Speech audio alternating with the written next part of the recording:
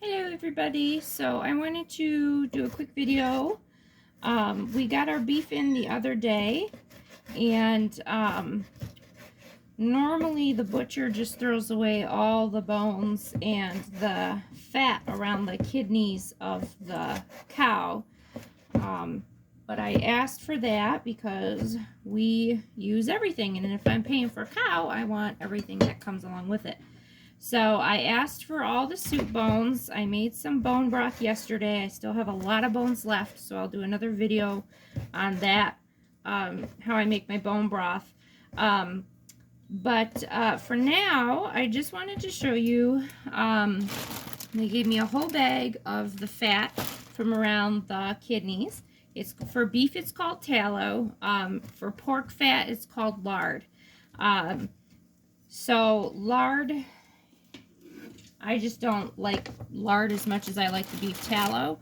We don't use hardly ever really anymore olive oil. Olive oil is really not that great for you.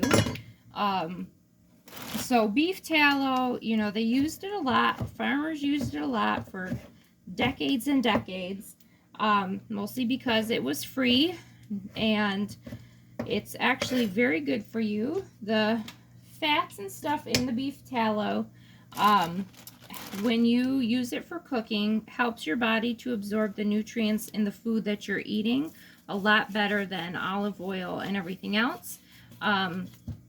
So we use it. I've been doing it for a couple of years now. It's also good for people with autoimmune issues. It's better for you to stay away from olive oil and things like that. The tallow is really good for you. It's really good for your skin. So we render it down, which rendering it down pretty much means you're going to cook it on low. You don't want it simmering. You just want it really, really low all day long. You want to get as much moisture out of it as possible, which helps it to be shelf stable. So the best way is you want the tallow cold, otherwise it can start to, you know, be hard to deal with. You're going to want to cube it up into smallest pieces as you can because it helps it to render down faster. You want to cut as much of the pieces of meat that are stuck in there. You want to get as much of that out as possible, because as it renders down, if there's big chunks of meat in there, it's beef, it's going to you're going to have a beef flavor to your tallow. So we use it for everything. We use it for eggs, seasoning our cast iron, and you don't want a flavor of beef in your eggs. And you know, if you go to use a pie or bake cookies and use it to grease the pan, you don't want your cookies tasting like beef. So you want as much of the chunks of meat out as possible. You're going to cube it up really, really small. Usually I do it in my cast iron pan and just have it going on the stove all day long. It doesn't leave your house smelling the greatest, but you know what? You just open up all the windows. So I have it in my Instapot.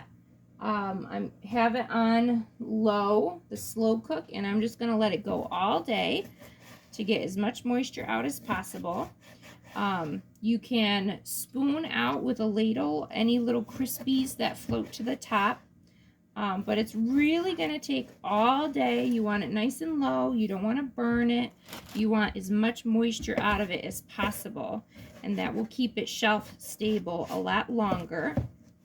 And I just store it in mason jars in a cool, dark spot. And I did some 2 years ago, and it's still shelf stable. And I actually am still going through stuff from a couple of years ago. So it does last quite a long time. It uses up stuff that normally would get thrown away. So when I get pieces like this, I just toss that out. There's plenty of tallow here. I just don't want to risk you know, my beef or my tallow tasting like beef or anything weird in it. So It's just going to be kind of like a hard white. It's okay if there's a little red in it. It's not going to hurt anything. You want to get as much out of it as possible. So once it's rendered down, it really doesn't have the smell of beef at all. And sometimes in the wintertime, when my skin is really chapped, I will just rub this on my hands.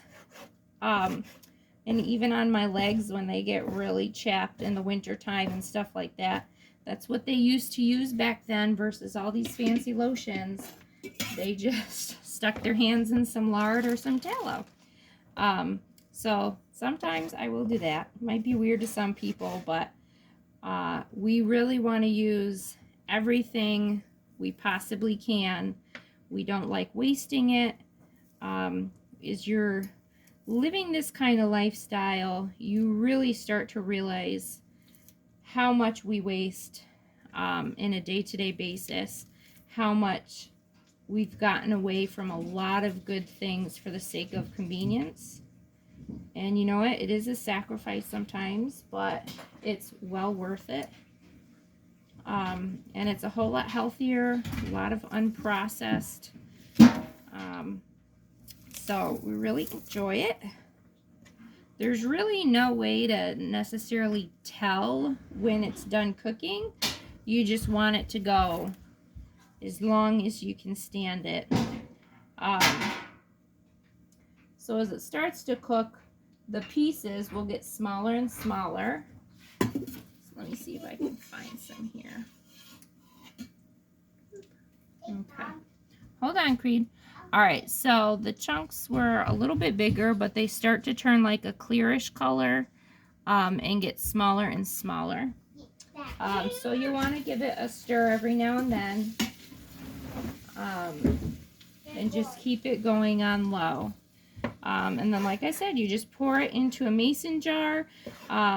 You want to use a cheesecloth or really fine mesh strainer to strain out all the little bits.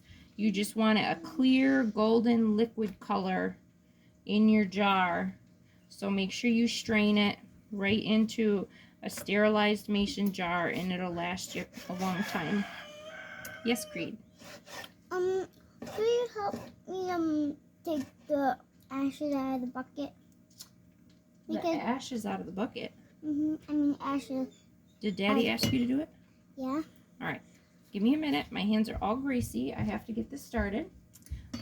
So that's it about beef tallow. It's really easy. You can go to a local butcher. They usually throw it away. Ask him if you can just have it for free. More than likely, they'll just let you have it, and it's a lot healthier for you. So if you have any questions or comments, let me know. Bye, guys.